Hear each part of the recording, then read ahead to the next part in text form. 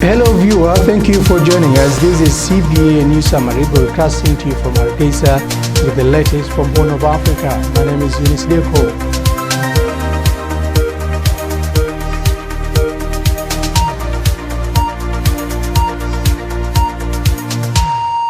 President Musi Abdi today launched Somaliland's local industrial product exhibition at a hotel in Hargeisa.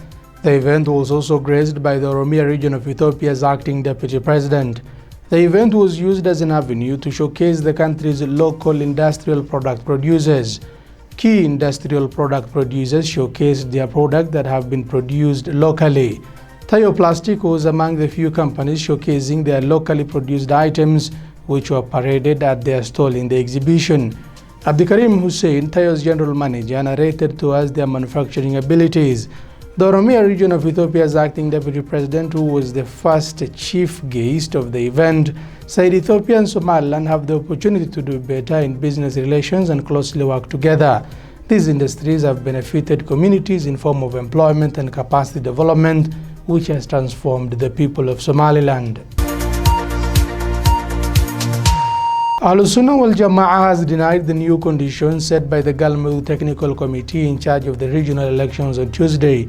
The Sufi group urged the federal government of Somalia to respect the agreement signed by both sides earlier, arguing that the conditions do not concern its members. Al-Sunnah said in a statement that Al-Sunnah would like to emphasize that the committee named by the federal government does not have any authority over the 20 members selected by Al-Sunnah wal-Jama'ah. Therefore, the new conditions do not affect the quota of Al-Sunnah wal-Jama'ah because the committee is not recognized by Al-Sunnah and does not have representatives, end of quote.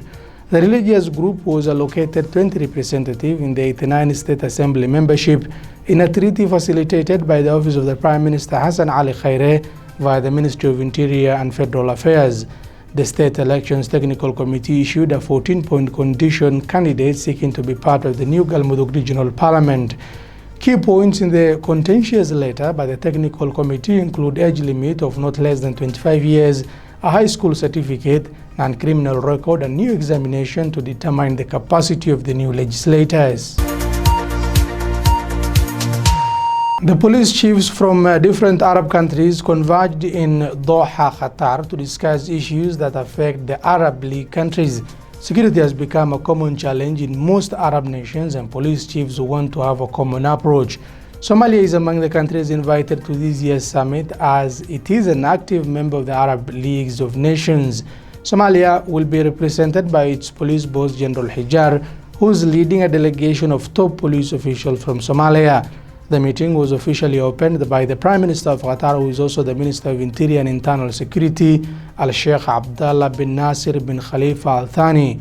He welcomed all countries that are taking part in this year's summit. He has urged the heads of security to brainstorm and cooperate to achieve better security in the region.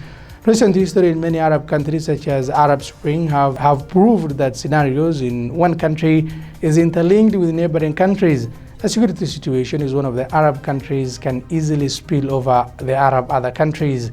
Somalia's new police boss, General Hajir, is seeking to boost Somalia's international relations and establishing a working cooperation with countries that have mutual interest. This move is expected to have a positive security impact on Somalia. Puntland President Said Abdullahi Dani paid a rare visit to the state's armed forces undergoing training at a military training facility in the capital, Garowe. The president observed the training of soldiers in the outskirts of Garowe.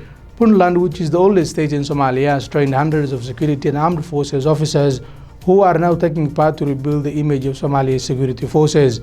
In his encouraging speech, President Said Abdullahi Dani said his government is committed to rebuild the armed forces to stabilize the country and noted that such trainings will help build their skills and confidence.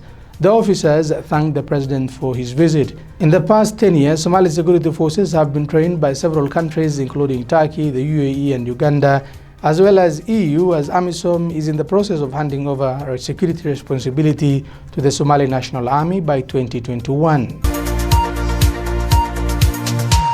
And the Eritrean President Isaias Afwerki has arrived in the Ethiopian capital Addis Ababa for an official working visit. He was welcomed by the Prime Minister of Ethiopia, Dr. Abiy Ahmed, and other senior government officials upon arrival at the Addis Ababa's Bole International Airport. During his visit, the Eritrean president is expected to meet with Ethiopian officials to discuss bilateral and regional relations.